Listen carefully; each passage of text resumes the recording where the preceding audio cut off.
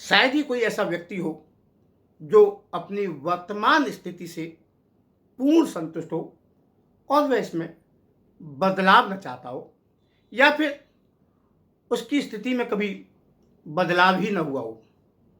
सामान्य शब्दों में स्थिति में इस बदलाव अर्थात परिवर्तन को सामाजिक गतिशीलता कहा जाता है।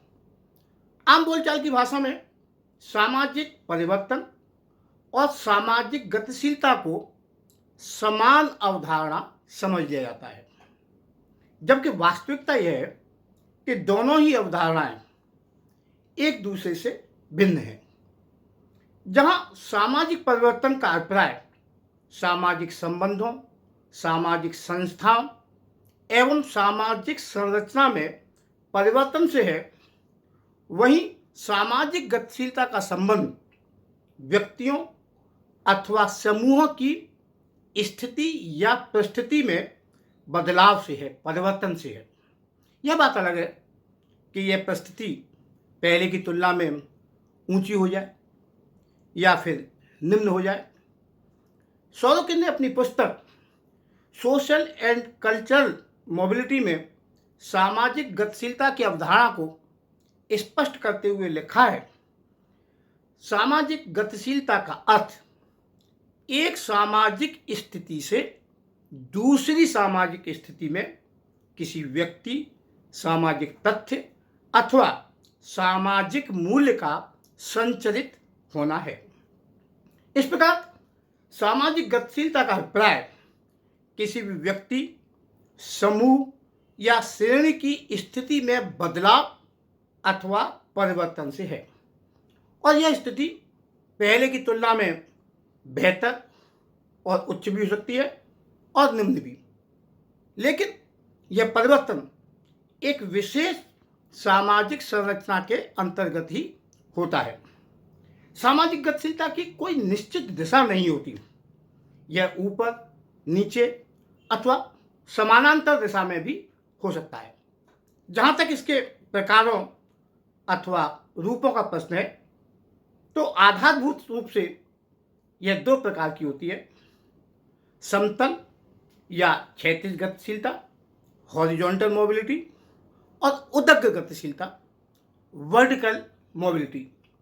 समतल अथवा क्षैतिज गतिशीलता का अभिप्राय गतिशीलता की उस दशा से है जिसके अंतर्गत व्यक्ति अपने वर्तमान समूह की स्थिति के समान ही स्थिति वाले दूसरे समूह में स्थानांतरित हो जाते हैं, अर्थात जो उसका वर्तमान स्टेटस है समूह में, उसी स्टेटस वाले, सेम स्टेटस वाले समूह में वह स्थानांतरित हो जाता है।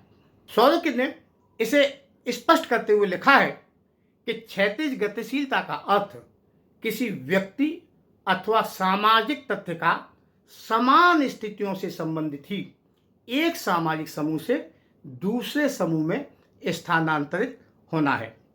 इस प्रकार की गतिशीलता में व्यक्ति अपने वर्तमान कार्यस्थल अथवा व्यवसाय को छोड़कर उसी के समान स्थिति वाले किसी दूसरे कार्यस्थल अथवा व्यवसाय को अपना लेता है। क्षैतिज गतिशीलता में व्यक्ति की परिस्थितियां तो बदल जाती हैं, किंतु उसकी सामाजिक अथवा आर्थिक परिस्थिति समान रहती है और उसमें कोई परिवर्तन नहीं आता।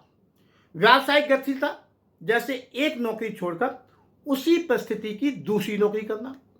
धार्मिक गतिशीलता जैसे एक धर्म छोड़कर दूसरा धर्म अपना लेना क्षैतिज गतिशीलता के अंतर्गत आते हैं।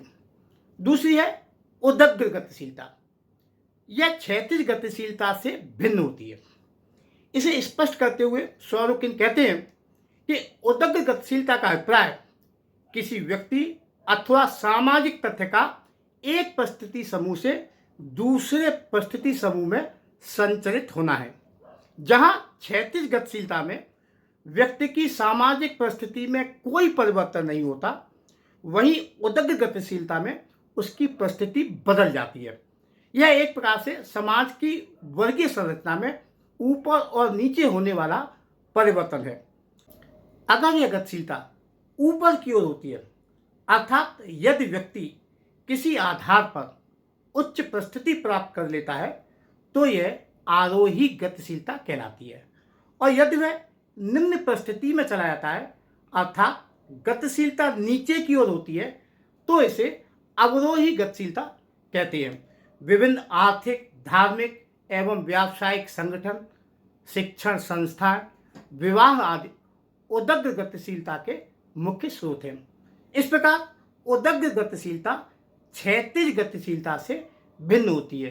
तो यह थी सामाजिक गतिशीलता की अवधारणा।